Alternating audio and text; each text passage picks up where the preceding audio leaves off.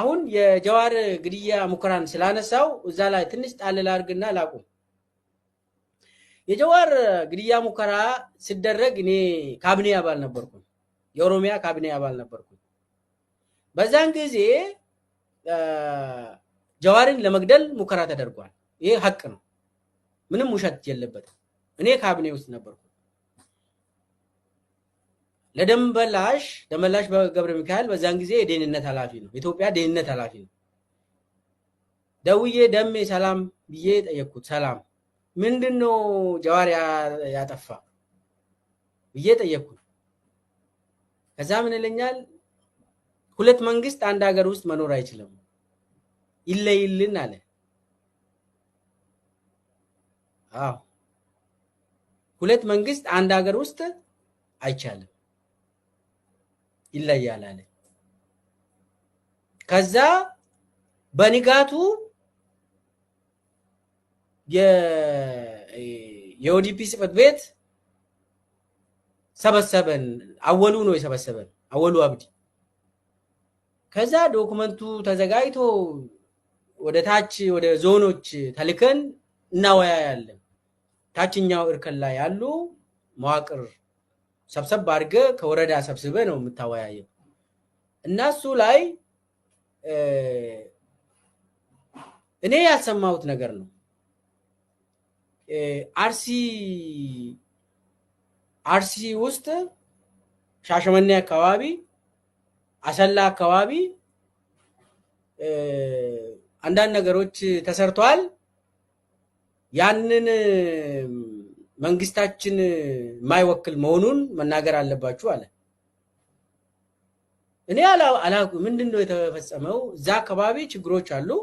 ነገር ግን ከዚህ በኋላ ሽማግሌዎችም ይላካሉ፣ የሀገር ሽማግሌዎች ከዚህም ከዛም ይወጣሉ፣ ወጣቶ እዛ አካባቢ ይሄዳሉ፣ እንዲያስታርቁ ይደረጋል። ነገር ግን ብሎ አወሉ ሰብስቦን ያወራ መንግስት ሆን ብሎ አርሲ ውስጥ የሚኖሩ አማራዎችን እንደገደለ። አርሲ ውስጥ እንግዲህ አርሲ ውስጥ የክርስቲያን የሆኑ ኦሮሞዎች አሉ፣ ሙስሊም የሆኑ ኦሮሞዎች አሉ፣ አማራ የሆኑ ነዋሪዎች አሉ።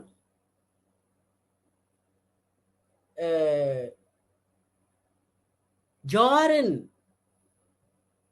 ለመግደል ከሞከሩ በኋላ ያ ሳይሳካ ሲቀር እነ ደመላሽ አስታጥቆ አማራን ገሏል። አርሲ ውስጥ ክርስቲያን የሆኑ አማራዎችንም ገሏል። ይሄንን ደግሞ አወሉ በዛን ጊዜ የኦዲፒ የገጠር ዘርፍ ኃላፊ ነበር። አወሉም ያውቃል። እና ሰብስቦን ያንን ወደ ታች ሄዳችሁ ስታወያዩ እዚህ ውስጥ እጃችን እንደሌለ በደንብ ማስረዳት አለባችሁ ተባለ። የመንግስት እጅ እንደሌለበት በደንብ ማስረዳት አለባችሁ ተባለ። ያልከውን በደንብ ተረድቼ ከሆነ መልከይሳ ግድያው የተፈጸመው ዛን ጊዜ የሰማነው ግድያ የተፈጸመው በጸጥታ መስሪያ ቤት አደራጅነትና አዝማችነት ዛን ጊዜ ደመላሽ ገብረ ሚካኤል ነበር የጸጥታ መስሪያ ቤት ኃላፊ።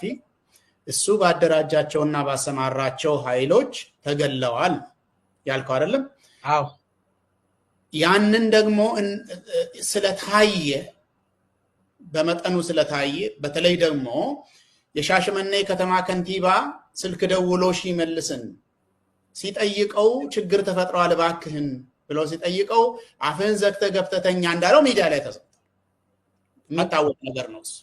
ስለዚህ ያንን እንዲደበቅ ለኦሮሚያ አስተዳደር መዋቅር ለወረዳና ለዞን አስተዳዳሪዎች እና ለካድሬዎች ይሄንን በተቃራኒው እኛ እንዳላደረግነው